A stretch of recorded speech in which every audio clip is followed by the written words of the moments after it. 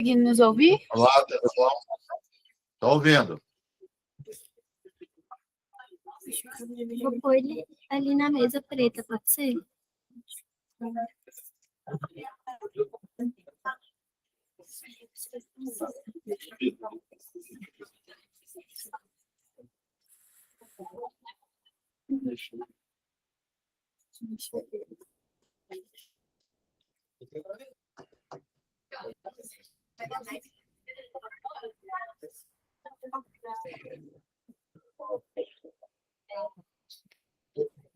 Vou te manter assim.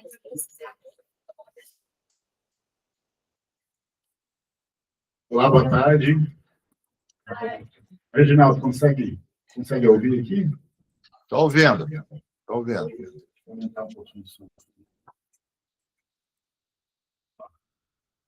Tá só fazendo os últimos testes aqui.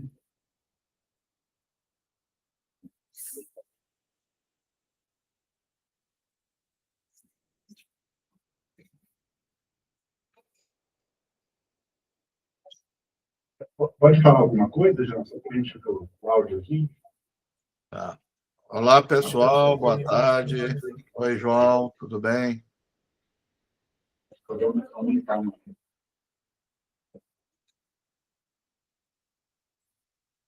Pode falar mais alguma coisa? De novo? Olá, pessoal. Hoje viemos aqui falar sobre o Oriente Médio. Pessoal, aí do fundo, vocês estão escutando? Está um pouco baixo, mas acho que dá para a gente seguir, né? Bom, gente, vamos dar início, então, à atividade de hoje, né, aqui da Semana Acadêmica de Relações Internacionais. Essa atividade proposta pelo Grupo de Estudos de Oriente Médio, com o professor Reginaldo, né? O professor Reginaldo, eu acho que ele dispensa apresentações, né? Se eu for ficar aqui vendo o currículo e a relevância que ele tem, a gente vai ficar um bom tempo falando só disso, mas acho que vale a pena.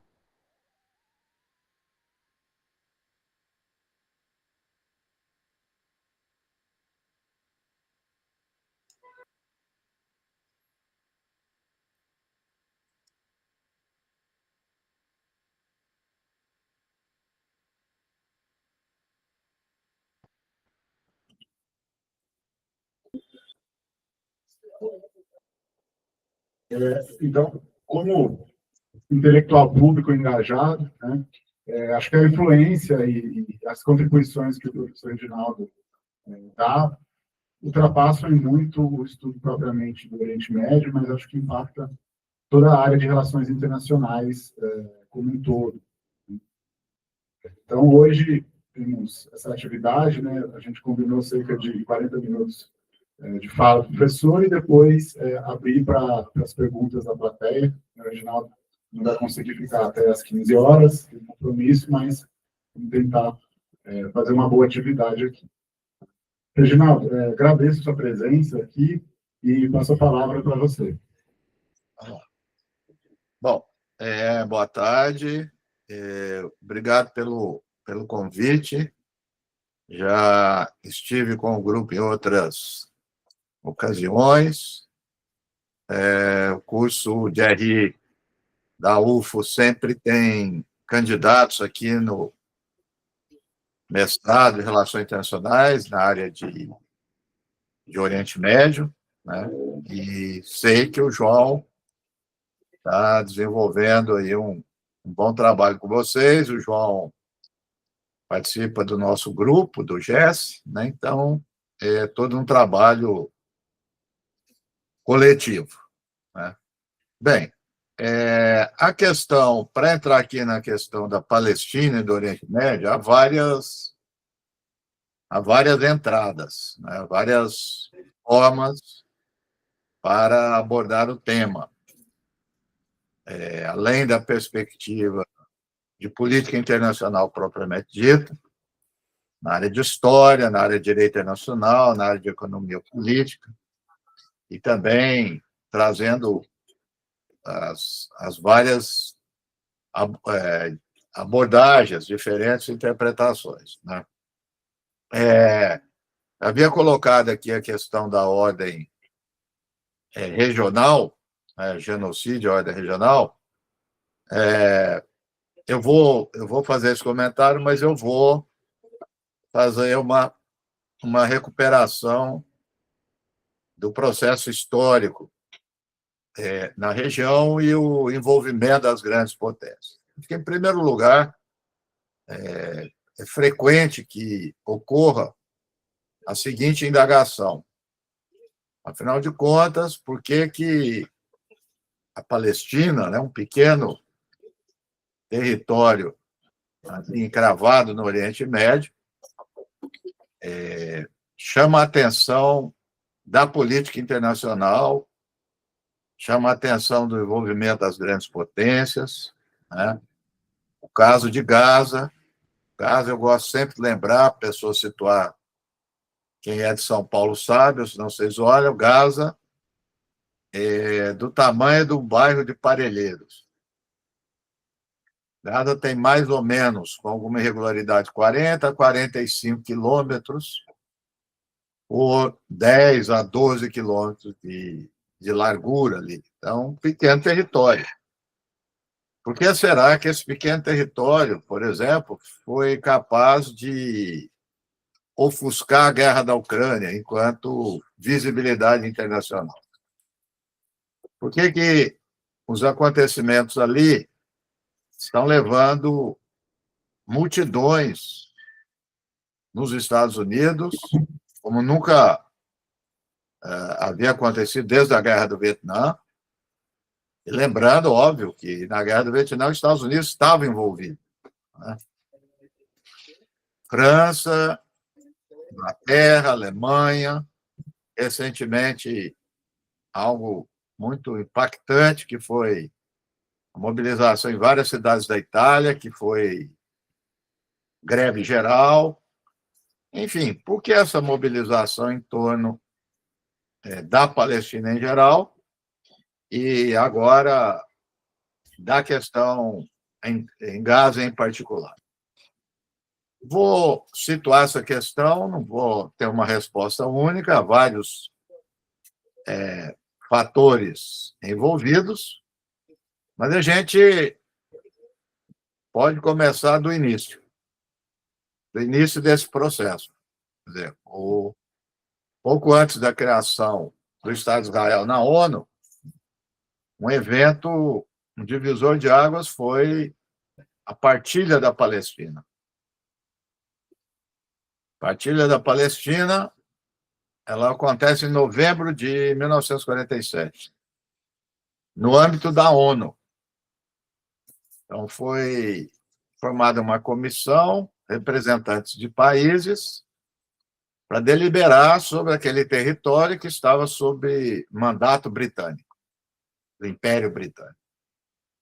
E já havia ali a disputa entre o sionismo e os movimentos palestinos. O nome partilha, a palavra partilha, o significado dela, pelo menos em várias línguas, na língua portuguesa em particular, ela tem, vamos dizer, o sentido inicial, a gente pensar que é algo justo, né? Quando a gente menciona, vai fazer a partilha de algo, né? Fazer a divisão e o equilíbrio, né? Em princípio. Então, tem um território, tem dois povos, então, o que seria um princípio justo, né? Inicialmente, seria cada um teria o seu Estado. A versão sionista, né, diz que, ao se fazer isso, os palestinos e os países árabes não aceitaram, né? Os palestinos e os países árabes não aceitaram porque enfim, não concordavam com a criação do Estado de Israel e desrespeitaram uma decisão da ONU e que resultou na Guerra de 48. Né? Ora, a gente, de forma muito simples e objetiva, indagar um pouco sobre a relação entre população e território. No momento da partilha, havia 70% da população da Palestina histórica era de palestinos árabes e 30% de judeus. Esses 30%, pela partilha, ficaram com 56% do território. Portanto, já dá para perceber que não tem nada de equilíbrio, não tem nada de justiça nessa divisão. Com a Guerra de 48, a posse do território aumentou. Esses 30% da população chegaram a quase ter, sob seu domínio, 70% do território, 65% a 70%. Quando a gente diz isso, a gente está falando da configuração de um Estado, mas também da expropriação de pessoas, porque as pessoas, os palestinos que estavam nesse território, foram expropriados. Não é só o que seria a autoridade palestina. Eles perderam suas casas, perderam suas propriedades. Então, houve uma expropriação coletiva imensa. E essa divisão territorial, como se sabe, vai ter também outro momento, que é a Guerra dos 6 Dias, em 1967. Israel ganha a guerra do Egito, Síria e Jordânia e ocupa a faixa de Gaza e a Cisjordânia, resultando em 100% do território. Isso são fatos, né? Agora não fiz nenhum tipo de interpretação. Agora, outro fato que é interessante para chegar a essa questão nossa é que 47, a partilha da ONU, né? A ONU foi criada em junho de 45. Né? Então, a ONU teve um papel importante na criação do Estado de Israel e, portanto, nós podemos dizer que a ONU teve um papel nessa partilha. Que a ONU teve um papel, portanto, naquilo que a gente denomina settler colonialism. O que isso quer dizer? Colonialismo por povoamento. Colonialismo por povoamento aconteceu em vários lugares do mundo. E o que ele significa? Significa que um povo nativo é expulso ou eliminado das suas terras e é substituído por um outro, que vem de fora. Esse é o caso clássico dos Estados Unidos, com os indígenas, na Austrália também, com os indígenas, com os nativos, vários lugares da África. E é o que aconteceu.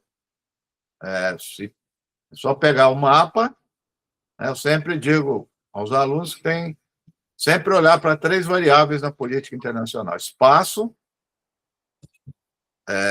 população e recursos. Né? A população, nas suas divisões, de classe, de gênero, étnica. O espaço pode ser espaço físico, território, pode ser mar, pode ser ar, e recursos se extrai dali.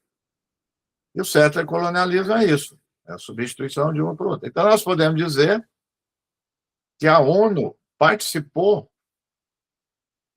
legitimou o colonialismo que ali estava acontecendo na terra palestina. Nesse sentido, também quando a gente fala ONU, né, ONU não é um ator propriamente dito. Né? Pegando aqui uma abordagem construtivista, a gente pode dizer que a ONU é aquilo que os Estados queiram que ela seja. Ou, em outras palavras, a ONU é aquilo, propriamente, que as grandes potências querem que ela seja. Então, trazendo aqui o ponto que eu propus abordar inicialmente com vocês. Quer dizer, a ONU, as grandes potências, reconheceram, apoiaram, né? Quando fala reconhecer, parece que é um papel passivo, né? Que o Estado de Israel foi criado e os Estados reconheceram. Não, eles instituíram, porque eles legitimaram, eles deram o aval inicial para a partilha, antes da Assembleia. Inclusive, o primeiro país a reconhecer foi a União Soviética. Reconhecer e apoiar a partilha do Estado de Israel. Depois a União Soviética mudou. Mas esse foi um ponto. E aqui embora isso tenha acontecido em 1947, já há tanto tempo, né? Quase 70 anos, ainda é motivo, vamos dizer, de reflexão, de saber, quase 70 anos, não, quase 80 anos, né? De motivo de ver por que os Estados Unidos, principalmente, e as potências ocidentais, apoiaram a criação do Estado de Israel. Ainda há, não dúvidas, mas há várias hipóteses sobre isso. Tá? E já comento algumas delas. Mas, de toda forma, também é muito interessante, porque havia um mandato britânico,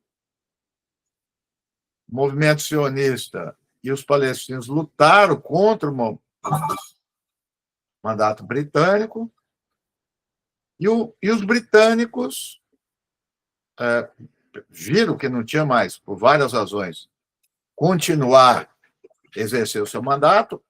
Final da Segunda Guerra Mundial, a ideia, o projeto colonial vai se desgastando, o Império Britânico começa a ter muitos problemas, que vai resultar na independência da Índia, saiu da Segunda Guerra Mundial desgastado, então não teria mais força moral, política e nem econômica para continuar seu domínio sobre a Palestina. Mas apoiaram Israel. É muito interessante isso. E aí a questão dos Estados Unidos, por que apoiou? Ainda isso é motivo de debate, que eu disse, e mais do que tudo, ele nos joga para o presente. Não é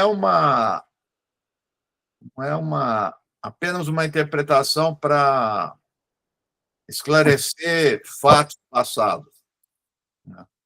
E eu digo isso porque existem duas grandes interpretações, tanto para a criação do Estado de Israel, como para, no momento atual, também entender o apoio desmedido que Estados Unidos e grandes potências ocidentais, mas praticamente Estados Unidos, continua dando para Israel.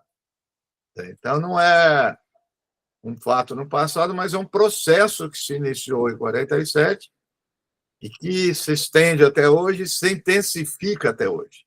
Ele se tornou muito maior do que era no início. Então, tem duas grandes interpretações. Uma delas é a que está no livro, publicado inicialmente em 2006, era um artigo, depois veio um livro, do John Mearsheimer e o Stephen Walt. Tem a tradução, vocês devem conhecer, que é o lobby israelense na política externa dos Estados Unidos. O livro são dois autores de renome, de referência nas relações internacionais, e o argumento deles é simples, que os Estados Unidos não persegue seu interesse nacional e é desviado para questões específicas de Israel e acaba prejudicando a sua política externa e, portanto, o país. Quer dizer, os Estados Unidos só tem a perder politicamente, economicamente, apoiando Israel, mas continua a fazê-lo. Se ele o faz contra o seu interesse nacional, concluem os autores. É porque tem um lobby de Israel, um lobby sionista que desvia a atenção desse Estado. E a gente, acho que todos vocês devem ver, nós podemos dizer, inclusive, que a interpretação mais popular, vamos dizer, mais frequente, nas análises, no jornalismo, nas redes, né? Isso tem aumentado agora com a questão do genocídio, quando se diz que volta a questão do sionismo. O sionismo é o... Mesmo aqui no Brasil, volta e meia, quando acontece, fala, é o sionismo. Bom, essa é uma. A outra, tem vários autores, mas são autores mais alinhados com o marxismo. O Stephen Walt e o Mechamer são realistas, neorrealistas, e no sentido ideológico mais lado ao pensamento liberal, não são marxistas. E esse aí, dentro do marxismo, nós podemos identificar um deles, que é o Chomsky. Então, quando esse livro do Walt e do Mechamer saiu, o Chomsky fez uma resenha. 3, 4 páginas, mas muito... revela a síntese da crítica dele. Né?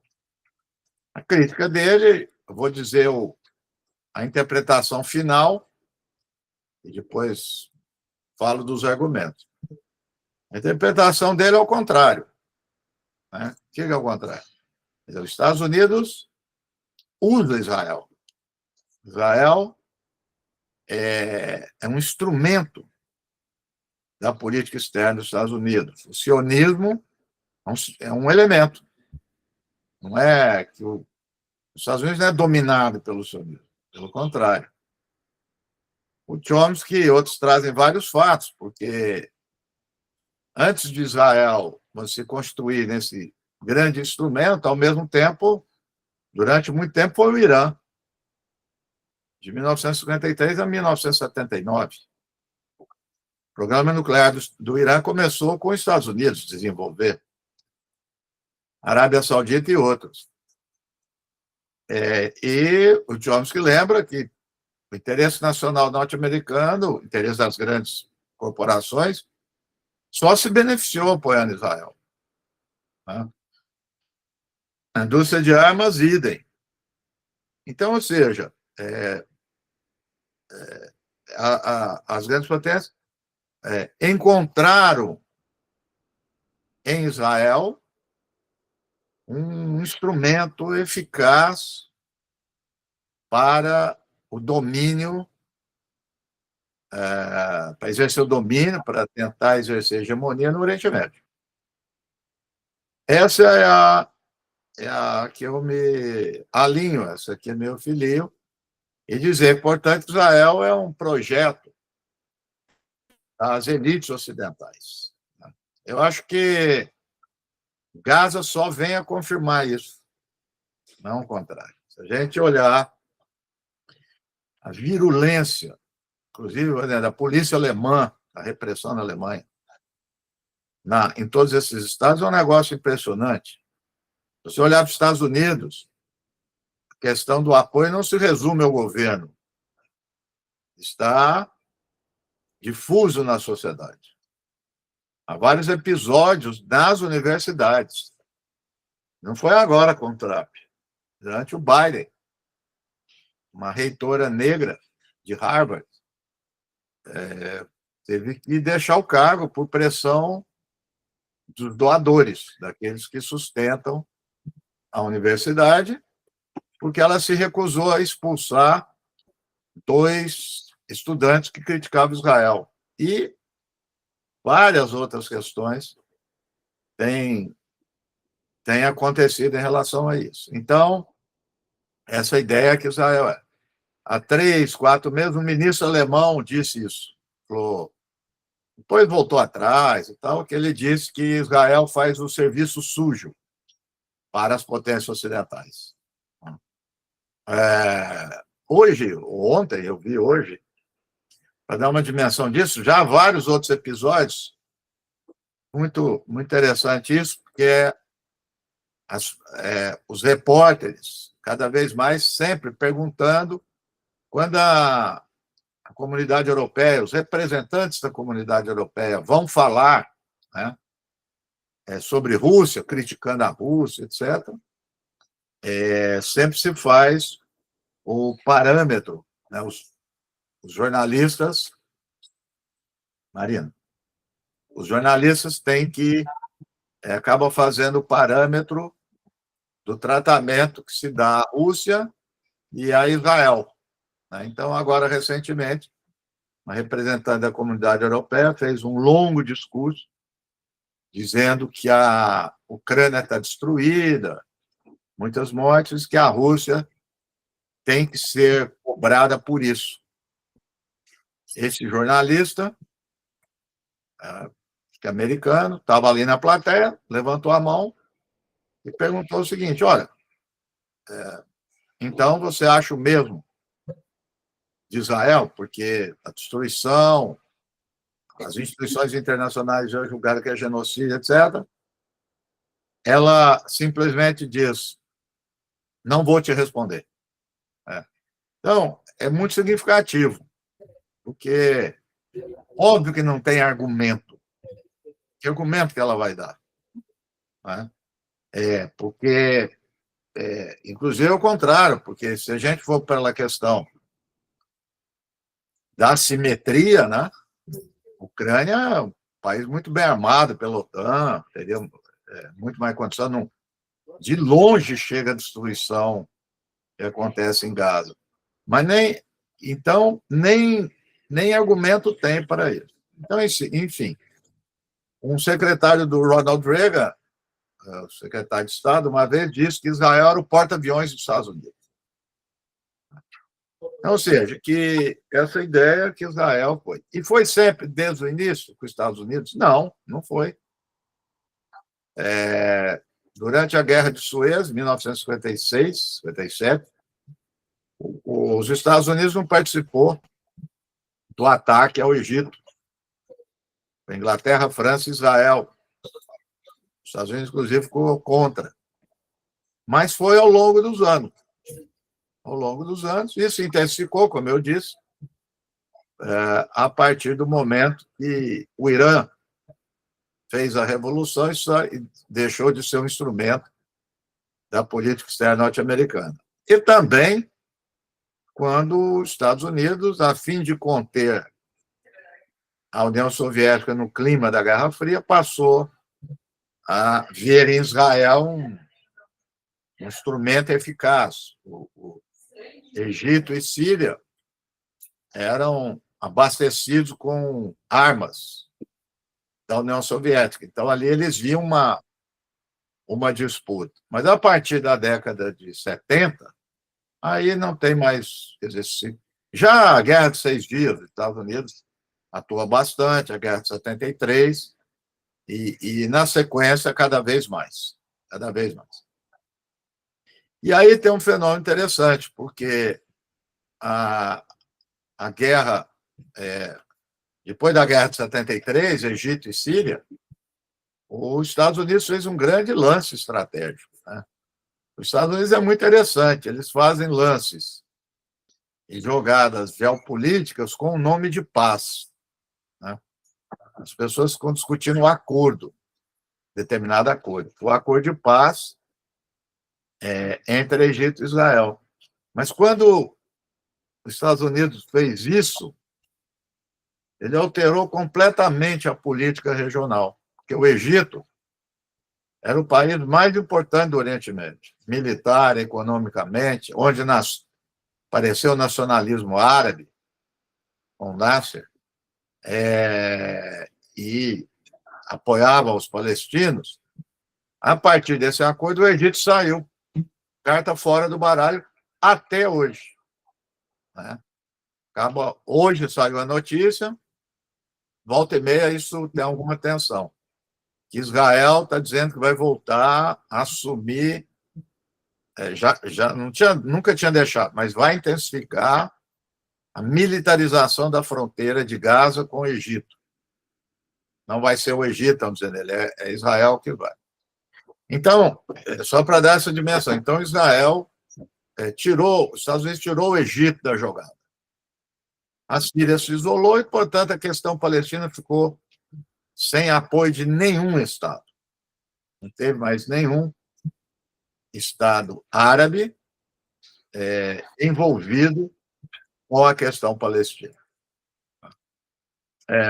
A Guerra Civil do Líbano, década de 80, onde os palestinos se aliaram à esquerda libanesa, já foi o reflexo disso. A União Soviética completamente ausente.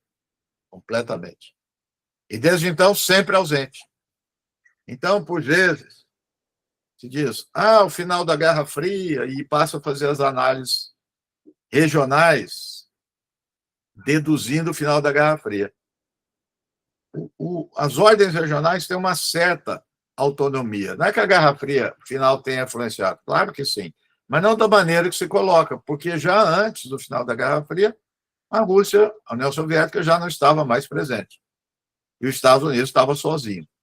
Ficou sozinho, desde então. Né? A Guerra do Golfo veio a confirmar isso, a Primeira Guerra, a liderança norte-americana, e assim ao longo dos anos, nenhuma grande potência. E, portanto, o Israel se transforma no instrumento, ao mesmo tempo que as monarquias do Golfo também. Na década de 70, não foi só acordo de paz. Né? Houve a recessão mundial, porque os países da OPEP seguraram a preço do petróleo, recessão mundial. O Jimmy Carter, que hoje tem outra postura política, na época publicou a doutrina Carter. A doutrina Carter está em vigência até hoje, diz que a região do Golfo é uma região de segurança nacional, não é internacional, é nacional. Atinge direto os Estados Unidos. Então, trouxe essas monarquias do Golfo próximas. Tomou.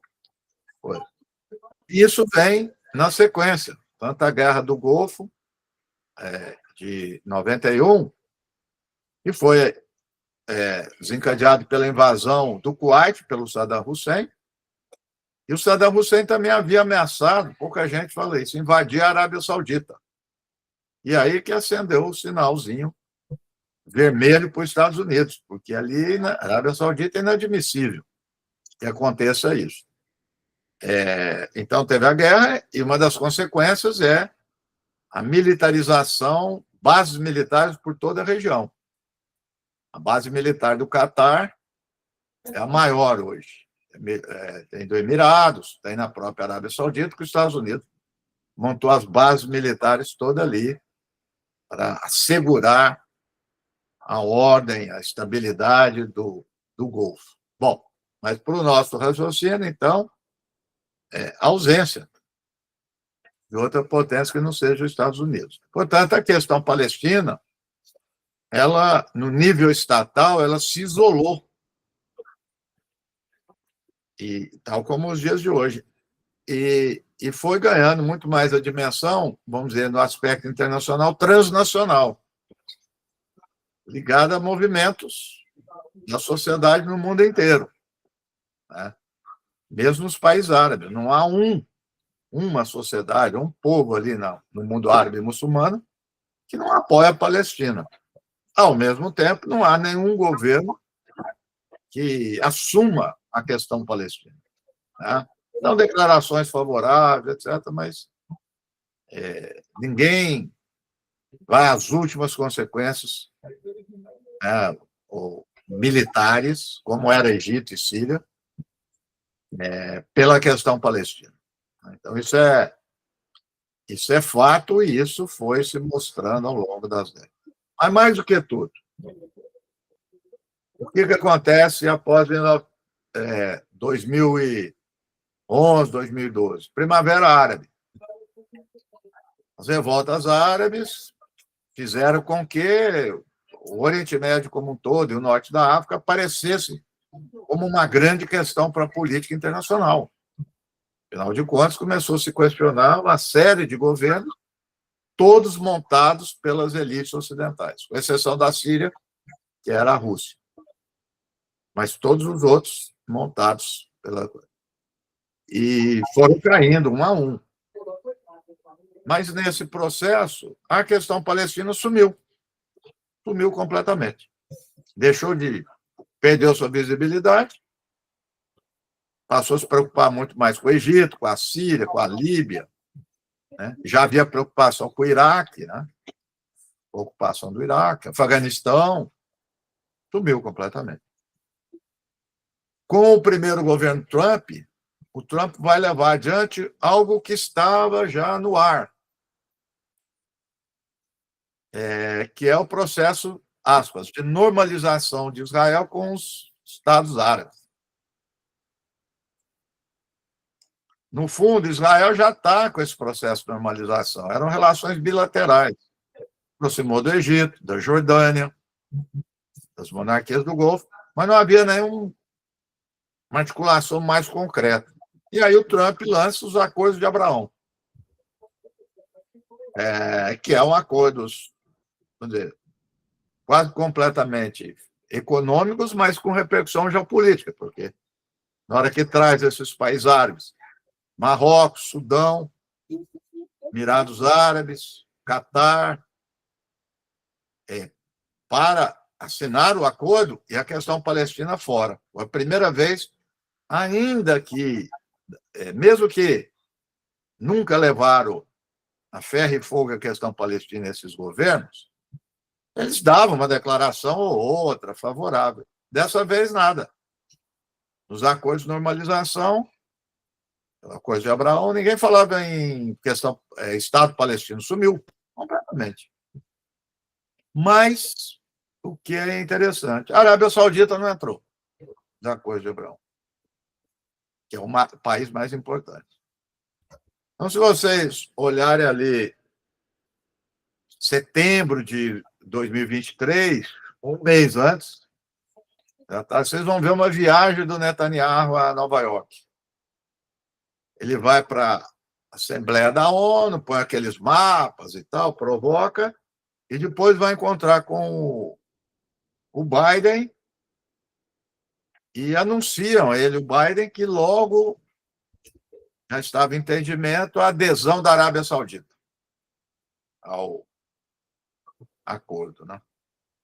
Então, cada vez mais, vamos dizer, se fortalece a interpretação de que os ataques do dia 7 de outubro de 2003, que o Hamas fez contra militares e civis israelenses, foi para impedir a adesão da Arábia Saudita e chamar a atenção da questão palestina. Nesse aspecto, conseguiram, porque a Arábia Saudita está cada vez mais distante disso. Não é porque apoia a questão palestina, mas a opinião pública mostra que 85% da população da Arábia Saudita é contra qualquer acordo com Israel. E ficou mais ainda. Então, a Arábia Saudita ficou fora dos acordos de Abraão. Por outro lado, um outro movimento importante. Quando acontece a guerra da Ucrânia, os Estados Unidos vai pressionar o mundo inteiro para aderir às sanções contra a Rússia. Quem não aderiu e não adere até hoje? Emirados Árabes e Arábia Saudita. Não aderiram. Pelo contrário, intensificaram as suas relações econômicas, comerciais com a Rússia, compram petróleo da Rússia, apesar de produzir petróleo, ou seja, eles lançam no mercado paralelo, desafiando os Estados Unidos. Né? De lá para cá também aumentaram cada vez mais o relacionamento com a China, a Arábia Saudita, todos eles. em 2000, agora me esqueceu, 2024, não lembro agora, ou foi em 23 já, foi em 23, foi no início de 23, algo inédito, a China mediou o processo de distensão entre a Arábia Saudita e Irã. Ninguém no mundo previu isso, nenhum analista, ninguém. Os dois países viviam em pé de guerra, houve uma distensão. Né? Ao mesmo tempo, o Irã se aproximou mais ainda da Rússia e da China. Enfim, estou dizendo isso para desenhar um outro quadro, corre paralelo àquele. A presença de outras grandes potências na região, coisa que não acontecia desde a Guerra Fria, desde até antes da Guerra Fria, né? Desde a década de 70, que não tinha isso.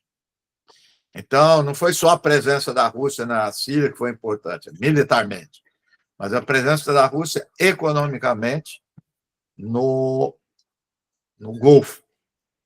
Até depois eu vou pedir para o João passar um artigo que eu escrevi com o Gustavo, que era um orientando meu de doutorado. Nós escrevemos sobre Rússia e as monarquias do Golfo. Né? E, então, nesse sentido, voltando para a ordem regional, João, está ouvindo aí?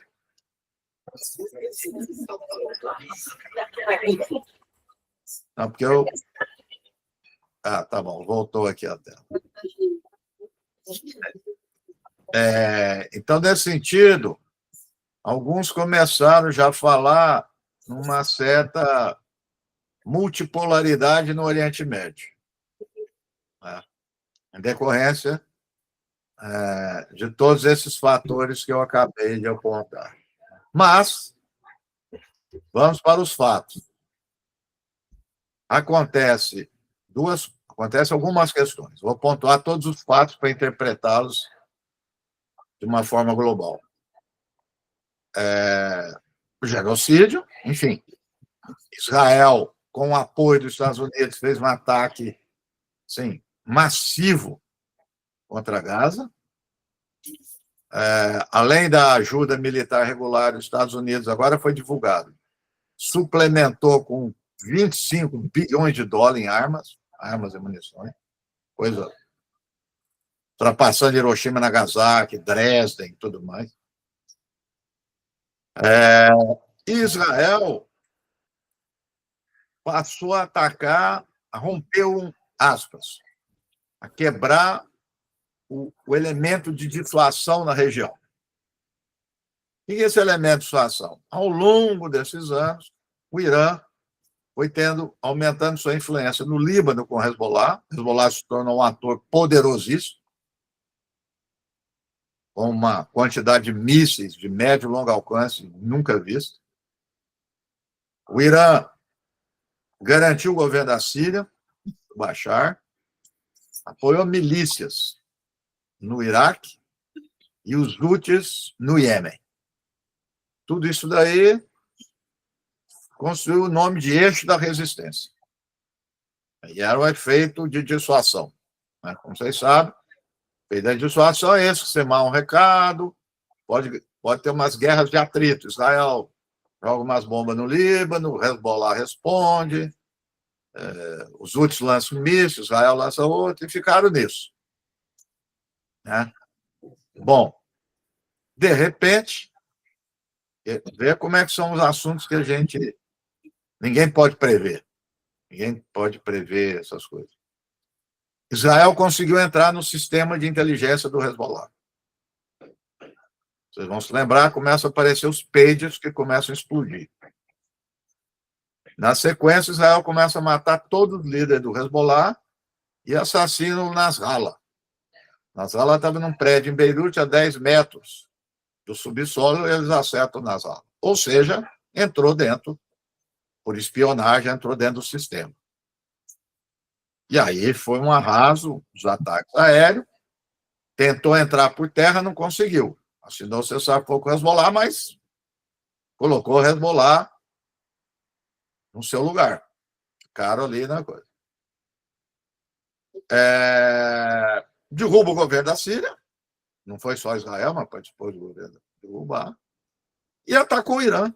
Quer dizer, antes disso, assassinou o líder do Hamas na posse do presidente do Irã.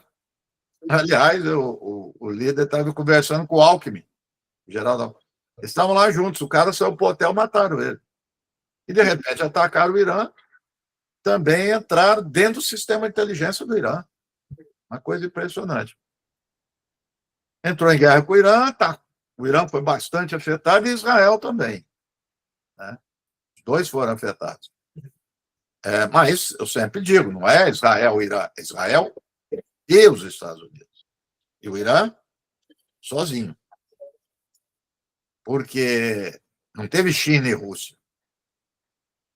Nesse aspecto, não teve.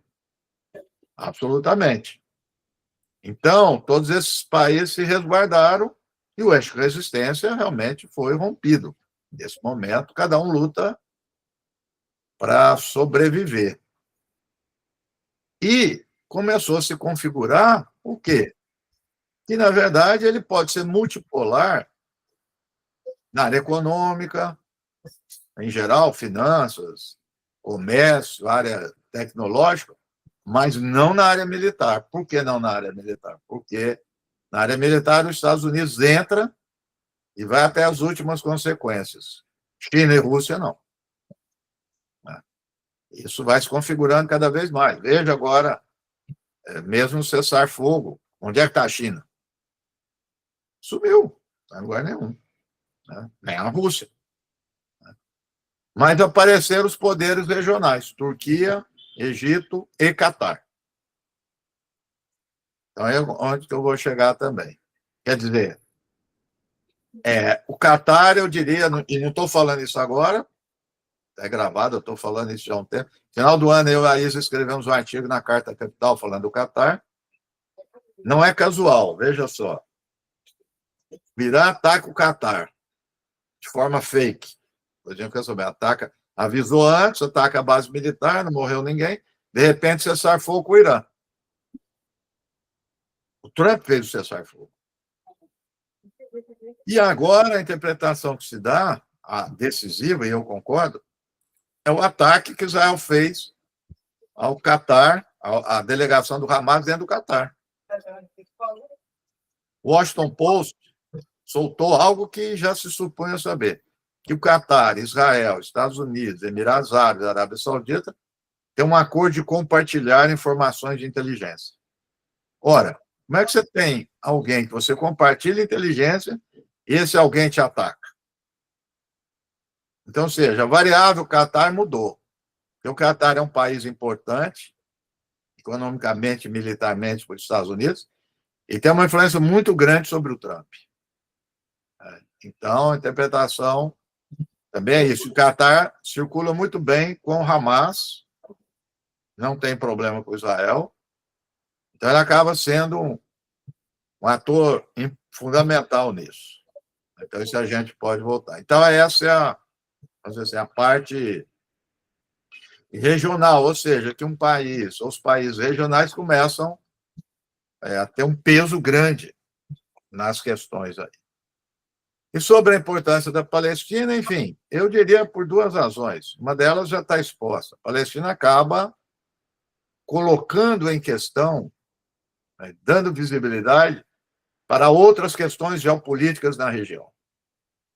Não é a Palestina em si, mas é o que ela provoca, porque, ao mesmo tempo, ela é capaz de mobilizar as populações do mundo inteiro. Seja pela percepção da injustiça, da assimetria de poder. Israel é um país muito poderoso. A Palestina não tem exército, tem um Hamas que não tem. 70% das armas do Hamas são de produção doméstica. E mesmo assim os Estados Unidos ajudam, a Inglaterra e tudo. Então gera uma assimetria que chama a atenção do mundo inteiro, que acaba revelando, de certa forma, a identidade com outras lutas. Recentemente teve na PUC uma jovem liderança indígena, a Chai Sarui, é uma pessoa incrível, e ela foi falar lá na PUC sobre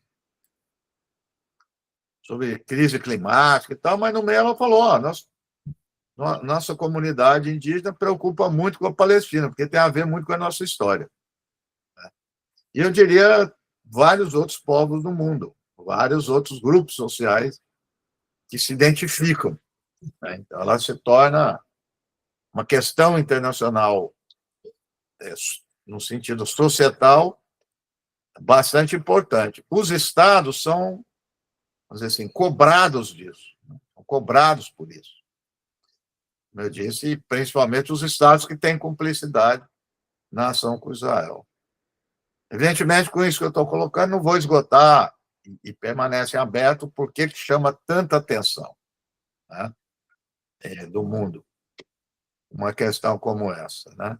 Há significativamente vários outros elementos aí. Mas, de toda forma, ela é uma questão internacional e a ordem regional, que tudo indica, é isso. Para terminar, eu tenho seguido mais, que eles estão dando mais entrevista, os líderes palestinos que estão em Gaza e em particular, os líderes do Hamas. E eu nunca vi tão pragmático como eles. Eles sabem do risco que eles correm, né? E eles têm mencionado muito isso, né? Essa articulação com as monarquias do Golfo. Né? Portanto, eu diria que hoje as monarquias cada vez mais, as monarquias em geral e o Catar em particular, se transformaram no elemento estratégico, a variável, uma das mais importantes na região do Oriente Médio e, em particular, relacionado à questão palestina e que desencadeou aí o genocídio em Gaza. Então, para a gente que estuda relações internacionais, a gente sempre está falando em grandes potências, impérios, é verdade. Mas, mesmo as grandes potências, mesmo os impérios, eles não conseguem agir sem se aliar, sem se articular, sem a cooperação das potências regionais. Ele não consegue fazer isso. Né? Então, ele precisa ter alguém que o faça, né? Alguém que... E esse alguém, do seu lado, obviamente que Catar é um grande aliado dos Estados Unidos, mas isso não significa dizer que o Catar vai obedecer cegamente os Estados Unidos. Então, ou seja, eu estou trazendo aqui para vocês a necessidade de ponderar mais para essas generalizações muito rápidas e, portanto, superficiais que são feitas. Né? Ganham likes aí nas redes, mas é muito pobre em análise realmente da política internacional. Então, matizar mais as relações de poder, as composições de força, né? E para entender melhor esse jogo, seja no Oriente Médio, seja na América Latina, seja na África, na Ásia, eu acho que são arranjos que têm semelhanças e têm diferença entre si. Então, eu cada vez mais tenho evitado esse termo de ordem global, ordem mundial. Isso é possível.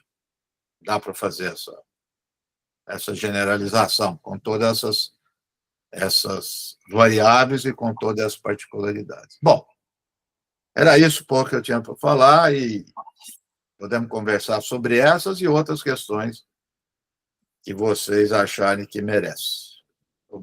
Obrigado mais uma vez pelo convite.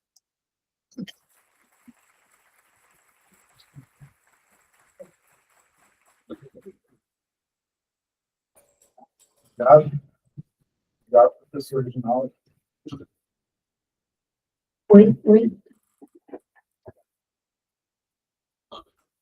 Obrigado, professor Reginaldo, pela excelente exposição, trazendo certos detalhes, né? Acho que essas nuances muito importantes quando a gente for fazer qualquer tipo de avaliação, né, de análise política. Bom, queria aproveitar e já passar a fala aqui do auditório, né? Tem bastante gente aqui, para me ajudar a gente pegar as perguntas. Só vou pedir, pessoal, para vocês se identificarem, né? Falarem, todo mundo aqui do curso de vida, mas para vocês se identificarem com o nome, período, né? Para está na pós-graduação, na graduação, antes de fazer a pergunta. A gente pode fazer em blocos, Reginaldo? Ótimo, sim, sim. Gente, alguém já fez perguntas aí?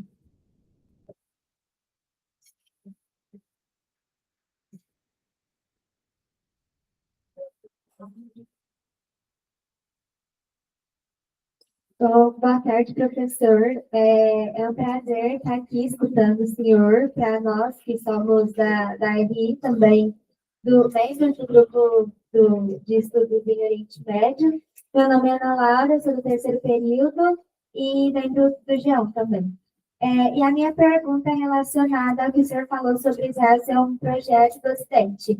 Eu queria saber como que a gente pode analisar e interpretar certos discursos que foram feitos na última Assembleia Geral da ONU e o reconhecimento por parte de algumas potências do Estado da Palestina, como a França, o Reino Unido e outras. É isso. Muito obrigada novamente pela sua palestra. Boa tarde, professor Master. Estou muito feliz de poder te ouvir. Não é a primeira vez que eu tenho o privilégio de ouvir uma palestra sua, mas é a primeira vez, acho que a gente recebe o senhor no GEON, então estou muito feliz de a gente ter tido essa oportunidade.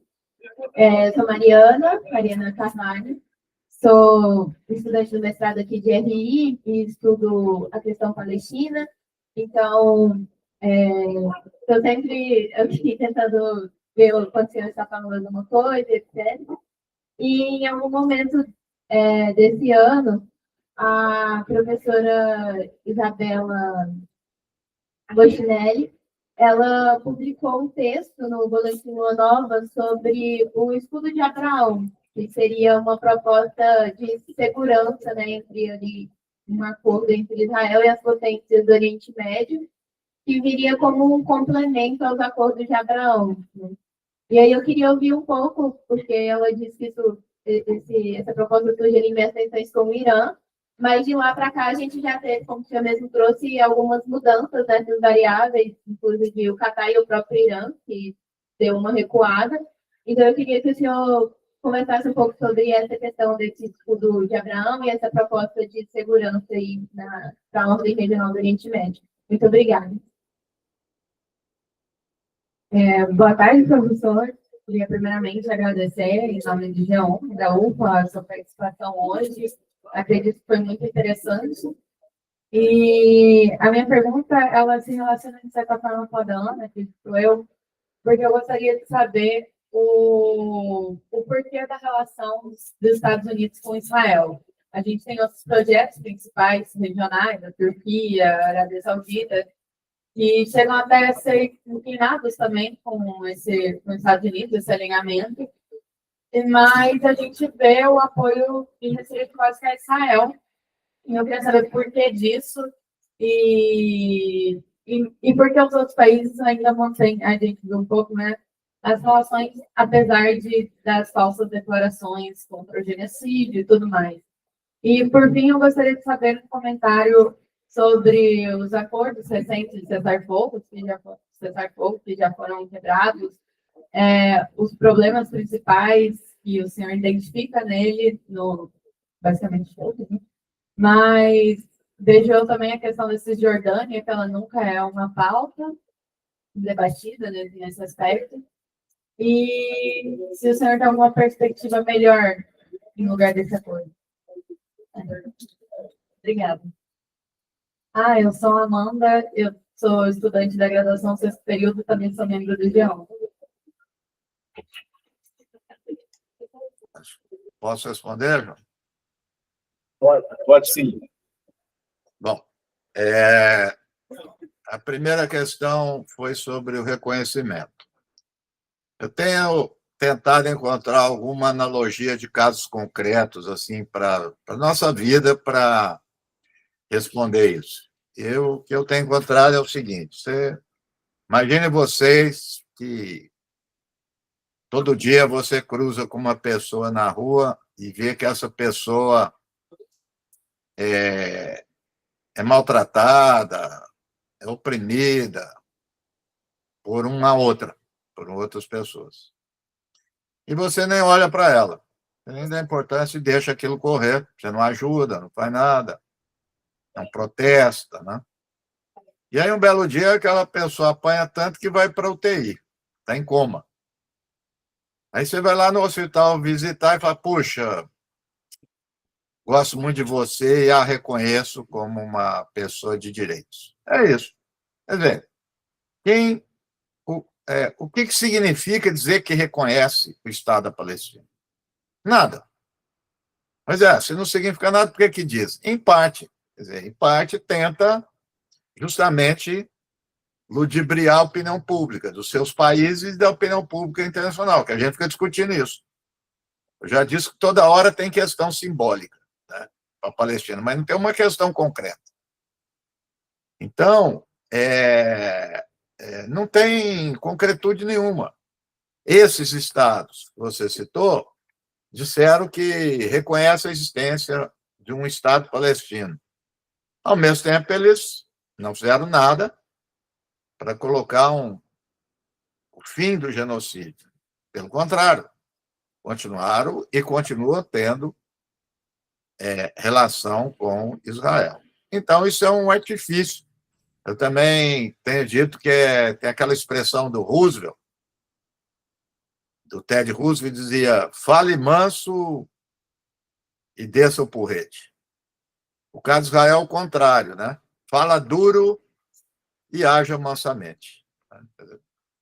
A declaração contundente, como o Erdogan, como o Lula, etc., continua lá o genocídio do Estado palestino.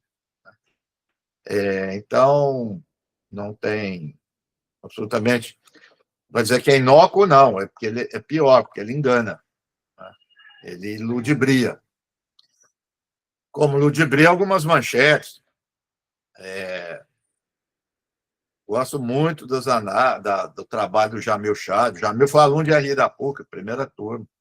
Para mim é o melhor da área internacional no Brasil. Mas volta e meia alguns equívocos. Eu me lembro quando Netanyahu fez um discurso na ONU, todo mundo saiu e disse que Israel está isolado. Absolutamente. Israel está bastante integrado no mundo. Ninguém rompeu com Israel. Levantar da cadeira, ouvir discurso de alguém, volta ao simbólico. Então, esse simbólico é dito reiteradamente, mas não tem importância nenhuma. Os acordos de Abraão. Esse do escudo, inclusive, eu e a Isa, a gente tem acompanhado isso, né? Netanyahu fez menção. Só que agora, essa variável que eu coloquei do Catar parece que mudou bem. Porque, veja só, o Catar foi atacado. Isso é um... E veja, durante um processo de negociação. Isso gera... A gente tem que jogar sempre para a vida da gente. Você está lá, você compartilha informações privadas com uma série de amigos, né? Aí, de repente, sob segurança da sua casa. Vocês moram num bairro lá e tem compartilhamento de informações de segurança. Aí, de repente, um desses vizinhos seus que tem informação ataca a sua casa porque tem um hóspede ali que ele não gosta. Então, veja, além desse fator, o que aconteceu? O que acontece? Isso é eu vou dizer, pode falar que é quase regra geral na política internacional. Começou a se perceber que Israel está passando dos limites. Veja, você vai dizer, é óbvio, genocídio. Não, a questão humanitária está um pouco se lixando. Questão dos limites de atacar e de um poder crescente na região. Então, é uma hipótese também, mas nesse momento, com com isso que aconteceu com o Catar, acredito que pode voltar, mas essa coisa dos acordos de Abraão ou de um escudo que transformar tipo de uma doutrina de segurança coletiva caiu por terra. Os países não vão confiar mais em Israel. O Egito, mesma coisa, já pôs um pé atrás. Então, eu acho que caiu aí. Bom, a última tem várias questões aí, né? Tem várias, acho que tem umas três questões. Mas uma delas, você falou da Cisjordânia, né? Veja como é que são as coisas. Até, não, tempo atrás, quando eu fui orientador da ISA, e quando a ISA entrou, eu disse a ela, por que você não pesquisa Gaza, que ninguém pesquisa?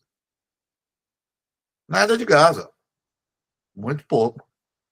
Veja, essa semana eu fui dar uma olhada em livros, se tiver, tentei fazer um levantamento, especificamente sobre Gaza, não Palestina em geral. No mundo, não é no Brasil. Deve ter 4 livros ou 3 de Gaza. Agora vai ter uma enxurrada sobre Gaza e vão esquecer a Cisjordânia. E muitos estão dizendo que a Cisjordânia entrou no processo de gazaificação, quer dizer, está se transformando em várias Gazas lá, né? Cisjordânia hoje tem 700 mil colonos judeus, né, ocupando a Cisjordânia. Então, Cisjordânia também deixou de ser um território, né, palestino já há muito tempo. Se perguntou também do cessar-fogo, né? Sim, continua a matar, continua as mortes, não como era antes, porque também a gente tem que tomar um certo cuidado com isso, né? Essas generalizações. Muita gente aí do nosso campo, o genocídio continua. Não é verdade. Está em paz. Não é verdade também. Alguém diz, nem paz nem guerra, nem paz nem genocídio. É a situação péssima, que é um inferno, que Gaza está voltando ao que era antes, que era muito ruim. Então, quando diz cessar fogo é uma coisa, paz é outra. Mas eu não tenho como negar. Ontem eu até compartilhei, hoje eu vi, a força de vontade dos palestinos em geral, das mulheres palestinas, levando as crianças para a escola, em ruína, dando aula. Ou seja, as pessoas estão com força de vontade, com todos os problemas, de viver, de resistir, e que ainda está faltando comida, está faltando remédio, etc. Mas, por enquanto, é isso, não tem outra alternativa. Não tem. Veja, os acordos funcionam, ainda mesmo quando tem equilíbrio de forças, é difícil. Mas quando não tem. Né? Quando a Rússia, em 2014, né, teve conflito com a Ucrânia e tal, depois, olha, Rússia e Ucrânia, era a coisa mais difícil respeitar acordo. Imagina Israel ocupando ainda uma parte de Gaza cercada, não vai cumprir. Claro, vai cumprir. Mas minimamente é isso que eu acho que os palestinos estão querendo para sobreviver. E ainda há muitas variáveis que a gente não tem em conta, mas tem uma que é certeza, depende dos Estados Unidos. É isso. Os Estados Unidos der sinal verde para Israel, eles vão começar tudo de novo. Né? Se controlar, ainda Israel continua fazendo, mas não da forma como era antes. Né?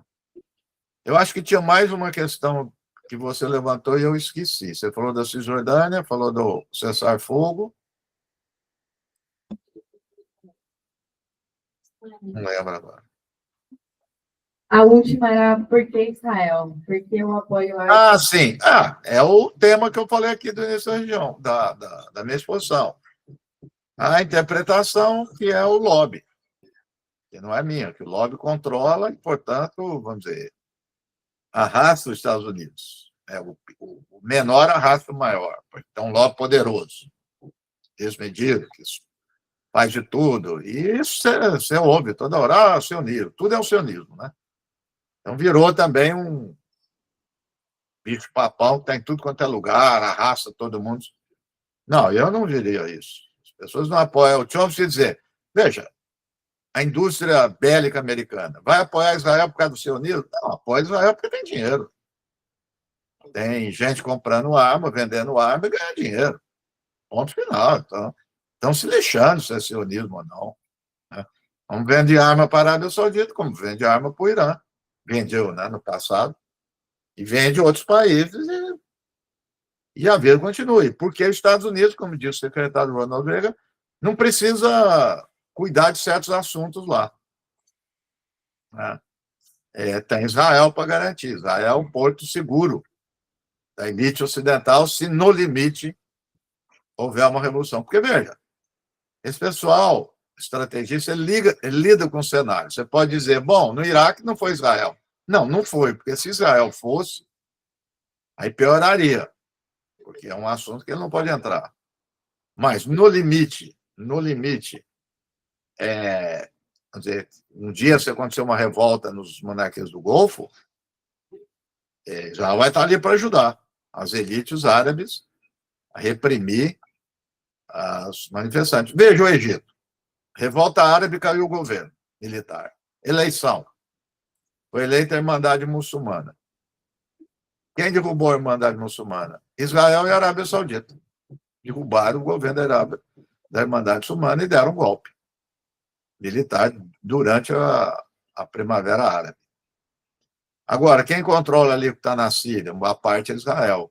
Então, Israel seria vamos dizer, o elemento de segurança para as elites ocidentais. É essa a interpretação que eu me alinho. Não e, portanto, é uma questão de elite, de sociedade, de classes. Não, o lobby é uma coisa muito pontual, muito específica. Tem o lobby, eu não estou dizendo que existe. Não existe. Lógico que tem, ele é. Nos Estados Unidos é obrigatório declarar, você vê o volume de recursos. O Biden foi o político na história que mais recebeu, a Hillary Clinton. A gente sabe os doadores do Trump. Lógico que tem. Só o que eu estou dizendo, que é a interpretação de Chomsky, que isso não explica tudo. Não explica a política em geral. Explica algumas coisas pontuais, né? Mas não a política em geral. Agora, isso que era um monolito, né, esse apoio dos Estados Unidos, ele começa a ter umas rachaduras, né?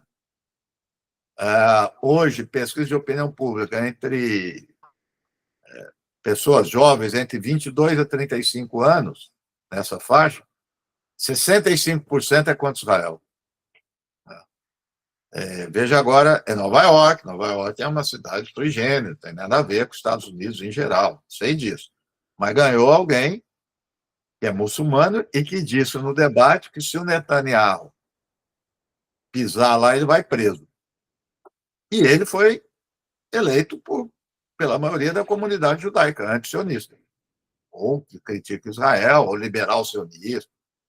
Enfim, foi eleito por eles. Então, é isso. Hoje eu fiz questão de olhar a capa, é fantástica, a capa do Jerusalém Post, que é um jornal do Oriente Médio conservador, estilo do Estadão, assim. Eles colocam na capa, depois eu vou mandar aqui para... Estou abrindo aqui para... Eu vou mandar aí para o João, para vocês. É fantástica essa capa. Eu estou achando aqui. Mas ela aparece uma capa inteira, a Estátua da Liberdade, e embaixo está escrito assim, alguns pequenos títulos em torno da matéria, né? Dizendo que os judeus devem ficar atentos ao que vai acontecer em Nova York, né? que estão ameaçados. Né? Um negócio assim, impressionante, né? Um alarmismo, assim, uma coisa impressionante. Agora, de certa forma, veja bem o que eu vou falar, de certa forma, é um exagero, mas estão percebendo, ou seja, a preocupação disso é que se a opinião pública dos Estados Unidos muda um dia, aí Israel não se mantém, né? Até para fazer genocídio precisa dos Estados Unidos. Precisa dos Estados Unidos para tudo. A guerra com o Irã precisa dos Estados Unidos, precisa de tudo. Então, ainda está longe disso. Ainda está muito longe, mas já começa a ter problemas que não tinham antes.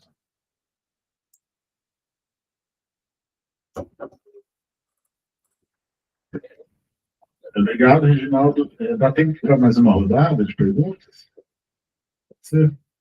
Gente, então, quem tiver mais perguntas aí, pede para a Bia digitar.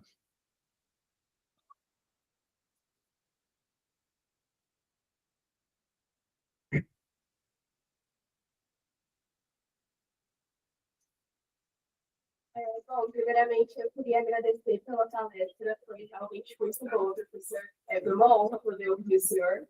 E meu nome é Amanda Monteiro, eu estou no 8º período de Relações Internacionais aqui na UF.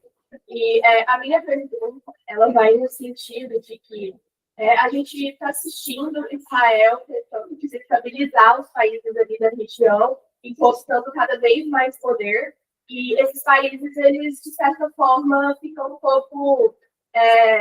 eles não têm uma ação, né? Eles não conseguem reprimir ou não querem reprimir de maneira mais dura Israel. E o senhor acha que, de alguma forma, essa estratégia, essa linha de ação pode, a longo prazo, ser prejudicial para o interesse desses países? Obrigada. Boa tarde, professor. Muito obrigado pela palestra. Meu nome é Robson, estou conhecendo o período na UF. E eu queria fazer uma pergunta sobre as relações bilaterais de Israel e Brasil. O senhor disse aqui que Israel tem acordos com potências, como Estados Unidos. Eu também estou colocado que potências mundiais grandes, como França, se posicionam contrária ao Estado de Israel. Eu queria perguntar como você observa a relação dos países emergentes, nesse caso como o Brasil, se tem uma força política importante no cenário internacional para poder fazer alguma pressão, ou se numa situação que cabe em países emergentes, ou que não cabe o Brasil também.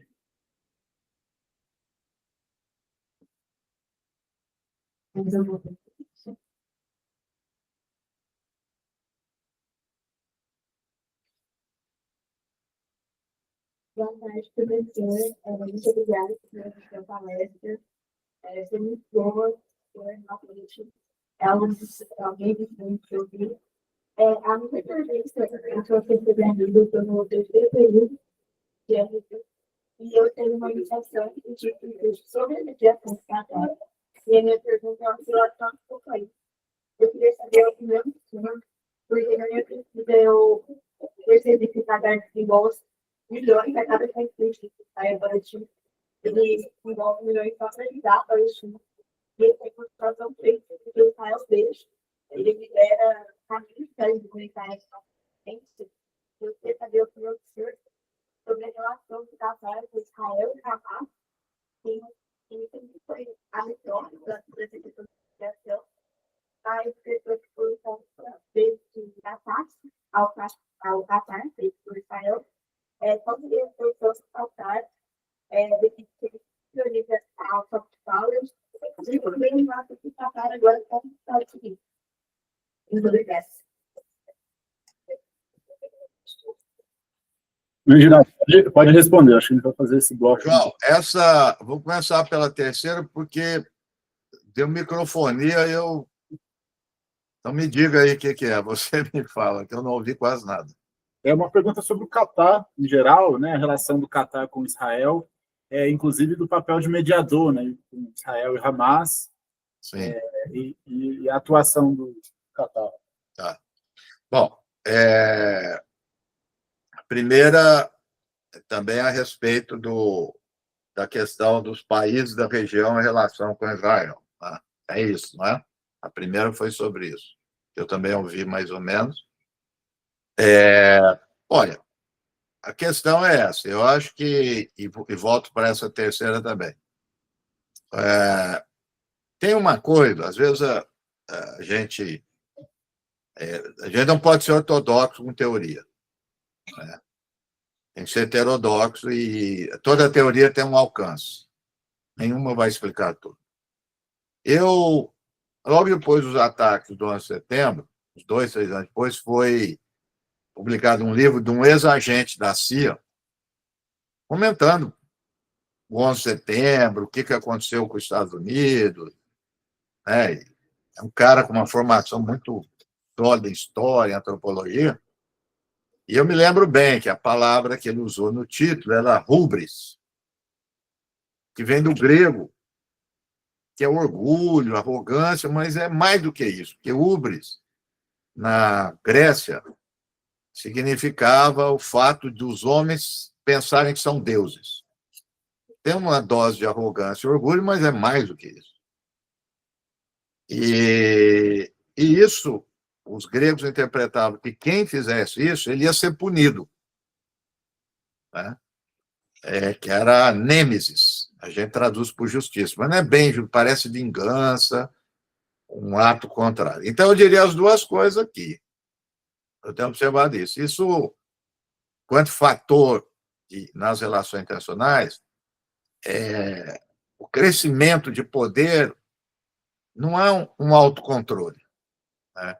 Então, eu acredito que Israel vem acumulando, há um tempo, já poder militar. Nesse curto espaço de tempo, ele acumulou muitas vitórias militares. Veja, entrar no sistema de inteligência interno, do Hezbollah, o Irã é inacreditável, não se deu o devido peso. Eu fui ver os relatos, chegaram a parar um carro lançador de míssil de frente para o prédio no Irã. Quer dizer, o nível de entrada que eles tiveram no sistema de inteligência desses países. Então, tudo isso aí gera o quê? Arrogância. Eles podem tudo. Então, ao mesmo tempo que significa poder, significa fraqueza, porque ele começa a agir de forma desmedida para tudo. E conta com apoio dos Estados Unidos para tudo. E tem, eu não sei se foi falado aqui, não um bom relacionamento. Ele tem uma articulação, Israel, com quase todos os países do mundo. Então, não sei, alguém numa pergunta mencionou de passagem o Brasil. Eu, enquanto ativista, passo a lista aí, tudo, o Brasil, vamos romper com Israel. Mas eu entendo o Brasil não romper. Não é que eu concordo, eu entendo. Ué, se a China, se a Rússia, se ninguém faz, o que o Brasil vai fazer? Índia. A Índia é um dos maiores parceiros de Israel. A Rússia e a China também são parceiros. Eu não estou falando nem do Ocidente. Então, assim, se fala para boicotar Israel, eu apoio, sempre apoiei. Mas Israel não é a África do Sul. Israel é muito mais poderoso que a África do Sul, né? Então, portanto, a luta é maior. A África do Sul não tinha o apoio que Israel tem, apoio material, militar e tudo mais. Então, é uma luta muito mais difícil. Eu tenho desaconselhado o pessoal a me convidar quando tem militância. Antes agora não, porque eu estou... alguém acho que chegou a perguntar de sair, difícil, não vejo muita perspectiva nenhuma. A única coisa que o povo palestino conta é com eles mesmos, é uma resistência impressionante, ninguém consegue explicar isso. Tanto de bomba, de destruição, e o Hamas não foi derrotado, né? Quer dizer, foi seriamente atingido, mas ele que está negociando. E não adianta, ele está lá, pode discordar do Hamas, pode fazer o que quiser, ele é o ator que ainda responde por Gaza e vai começar a responder por Cisjordânia, que a autoridade palestina acabou completamente, né? Então, é uma situação... O Rousseau falava isso, é a quadratura do círculo. Como é que vai ter alguém governando Gaza, uma autoridade de transição, sem o apoio do Hamas. Né? Ou o Hamas. O Hamas vai apoiar. O Hamas é muito pragmático. Ele vai apoiar. Ele vai apoiar até o momento onde ele vir, onde vai reconstituir as forças para voltar de novo. Então, por enquanto, ele não vai, eles não vão se contrapor a isso. Né? Mas, João, desculpa, teve mais coisa, eu não ouvi mesmo, viu?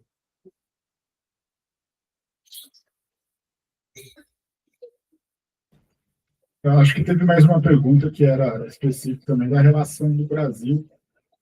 Israel. Não, então, eu acabei falando do Brasil. Acho que o Brasil é o seguinte, vê. Você sabe quando é que o Brasil entrou mesmo num relacionamento concreto, consistente com Israel? Com o Lula. A partir de 2002, 2003. Se olhar, vamos ver se logo pode ser publicado o artigo aí que escrever, meu Aísio e o Bruno, mostrar um gráfico ascendente. Projetos econômicos, científicos. Então, crescente. E aí você vai na literatura, no Brasil, eles dizendo que tem problema com o PT, tem problema com o Lula, problema com a... Por quê? Porque aqui naquele discurso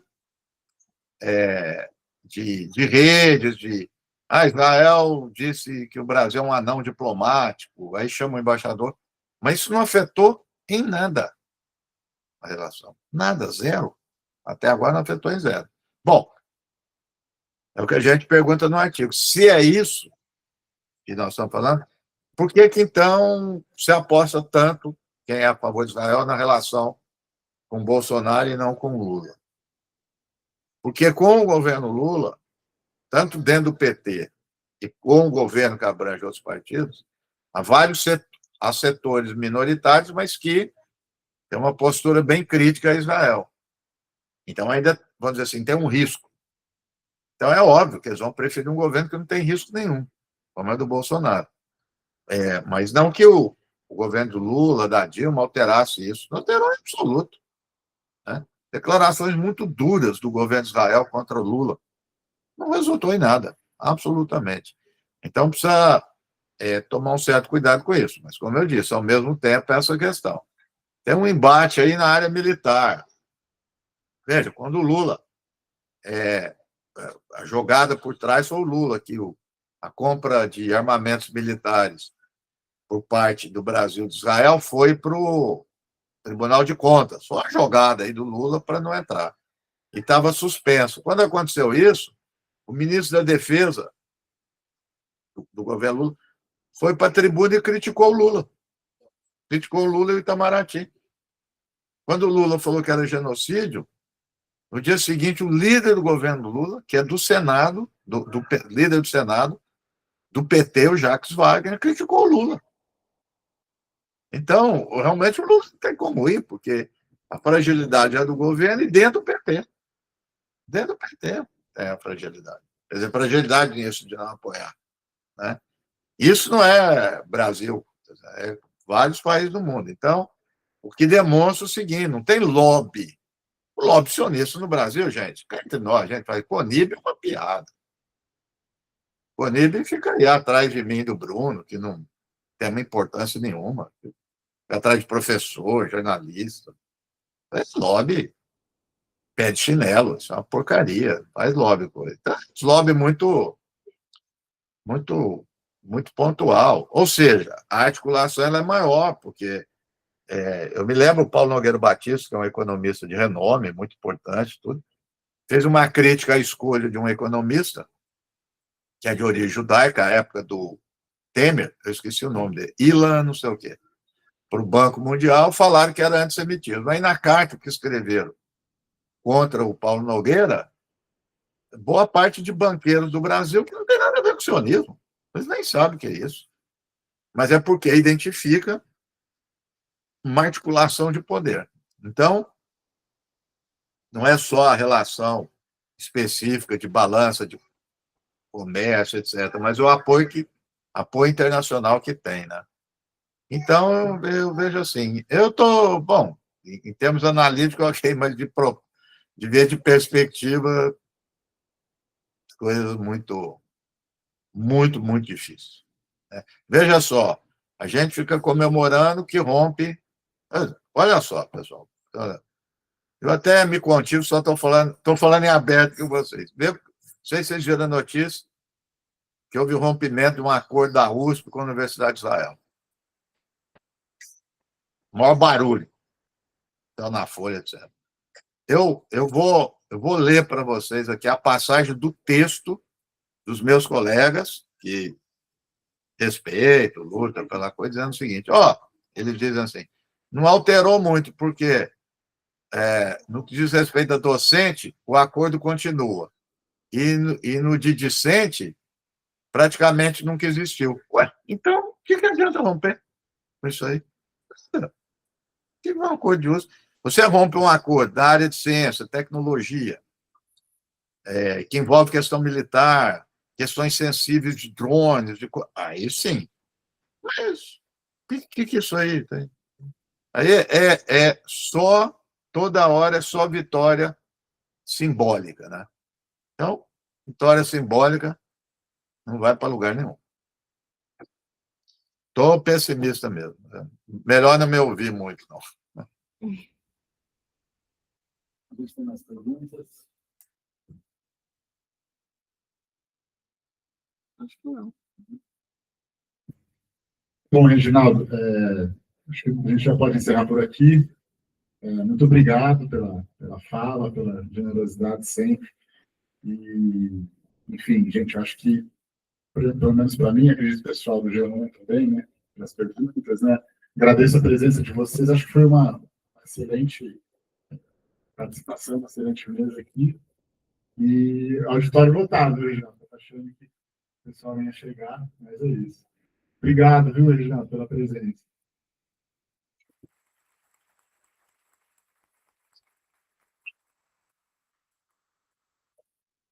Gente, obrigado pela presença de vocês. Espero que tenha sido um bom evento aí para vocês e boa tarde. Falei, dia 24 horas, e nas 4 horas a gente tem o público do Vitor Vila, que vai ter a participação de desenhos da letras, e a gente tem aqui o poema do Rick Loffer, que é um poetista muito bom, africano, que está desenvolvendo aqui. E à noite a gente tem a nossa última mesa, e vamos discutir trabalho, território e valores. Junto com as professoras Raquel, Laís e o José Rubens, do Universidade. Então, agora todo mundo, a gente está tendo a nossa turminha aqui fora, estamos vendo o aniversário também, então, vai fazer daqui a pouco. Obrigada, viu? Pessoal do G1, se quiser tirar uma foto, eu vou pegar. Bia, pode desligar aqui?